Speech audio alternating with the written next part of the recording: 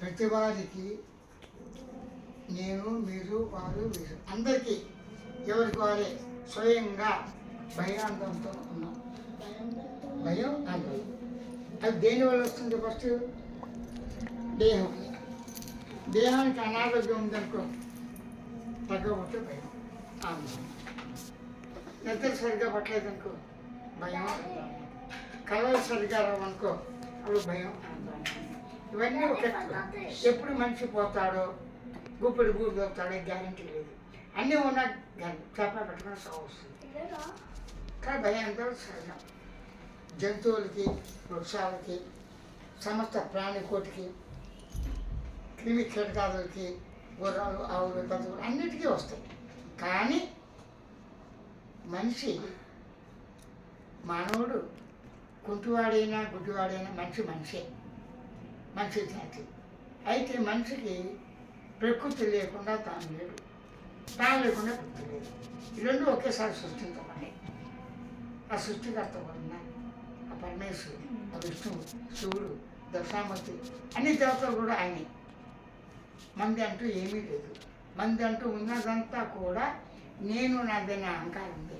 ఆ అహంకారాన్ని కనుక భక్తి, కర్మ, యోగ, జ్ఞానము, ప్రకృతి ఆరాధనతో ఇచ్చేది. దీనిలో రహస్యం ఉంది. కామ్యం లేకుండా అంటే కోరిక లేకుండా పూజలు చేస్తారండి. చేసే ఉన్నాయి, మీకు తెలియదు. ఎలాగంటే ఒక వ్యక్తి వెళ్తుంటాడు, వీళ్ళు కొన్న కింద పడిపోయి నీటిలో పడిపోతుంది, కొట్టుకుంటుంది. మీరు ఏం చేస్తారు? ఆటోమేటిక్గా తీసి పక్కన పెడతారు. ఇక్కడ పాప పుణ్యాలు ఆలోచించరు, రక్షించరు చేస్తారు. అదే పాపం కదా పుణ్యం కదా, అది మీ అకౌంట్లోకి వస్తుంది. ఈ విధంగా రోజు ఉంటాయి, తెలుసు కానీ తెలియదు కానీ చేసేది ఉంటాయి.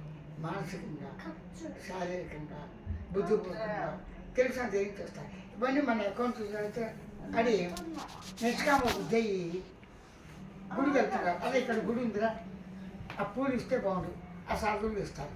ఎవటో కుంటి గుడ్డి ఇటు అటు ఉంటారు, ఇచ్చేస్తాం అంతే. దానికి ఫలితం ఆశించాం. ఫలితం ఆశించేది ఎప్పుడు కూడా కర్మ, విధి. ఆ భగవంతుడు, విష్ణుమూర్తి, శివుడు, అందరూ ఒకటి, అందరూ ఒకటి. ఎక్కువ భగవంతుడే చెప్తాడు.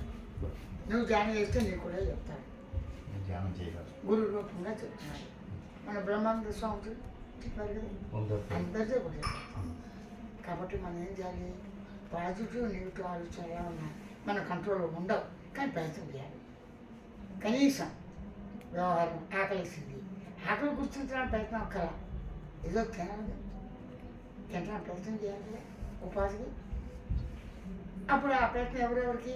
తల్లి, తండ్రి, గురువుకి, అతిథులకి, ముఖ్యంగా అప్పతికి, రక్తసంధికి, కట్టుకున్న భార్యకి, ఇటు అటు మంత్రులకు వచ్చినప్పుడు ఇంత ప్రశాంతం.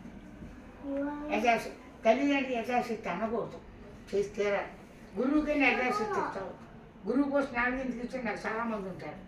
తల్లిదండ్రులు ఇచ్చిన మీకు ఇద్దరు, మీ నాన్న మీరు ఒకరే అయ్యాలి, అప్పుడు అల్లుడు అయ్యాలి.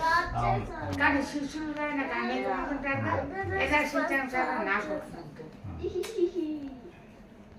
అప్పుడేమవుతుంది? కోరిక ఉన్నా కోరిక లేకపోయినా మీరు ఇంతకుముందు చేసినవి అవకాశాలు చేయడం తోచింది. పానకానికి ఎంతో పంపిస్తారు. ఇచ్చింది ఎంతమంది అవుతారు అది మీ అకౌంట్లోకి వస్తుంది, మీకు తెలియదు. మన కోరికతో చేసేవి ప్రయోజనం లేవు, భోజనం తీసుకుని ఇవి అందరికీ ఉంటాయి.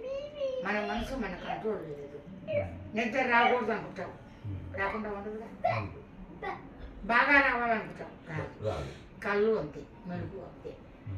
కాబట్టి ఇవన్నీ మన కంట్రోల్ లేవు. కాబట్టి ఆది గురువు అయినటువంటి దత్తాత్రేయుడు, ఆ దక్షామూర్తి, విష్ణువు, శివుడు, బ్రహ్మదేవుడు అందరూ కలిసి ఏర్పడే స్వరూపం. దాన్ని అన్ని రూపాలు, అన్ని నామాలు చూస్తూ శక్త్యానుసారంగా ముఖ్యంగా తల్లి తండ్రి అసలు వెళ్ళకూడదు. అలాగే అత్తమామలు కూడా చూసుకోవాలి. అటు ఇటు పరిస్థితిని బట్టి అత్తమామలు ఎవరు ఆధారం లేకుంటే అప్పుడు అల్లుడే అవుతారు. కాబట్టి అత్తమామలు కూడా చూడాలి. అప్పుడు అది చూస్తే చాలు, ఏం చేయగల మానవత్వం తండ్రి మన మనకి నచ్చిన విధంగానే జీవితం ఉన్నా లేకపోయినా ఆయన ఇచ్చిన జీవితం మాత్రం మంచిగా వస్తుంది. కష్టాలు ఉంటాయి, ఆ కష్టాల్లోనే ధైర్యం రావాలి. రాముడు ఉన్నాడు, కృష్ణుడు ఉన్నాడు, అందరూ ఉన్నారు. ఎక్కడ బయట లోపల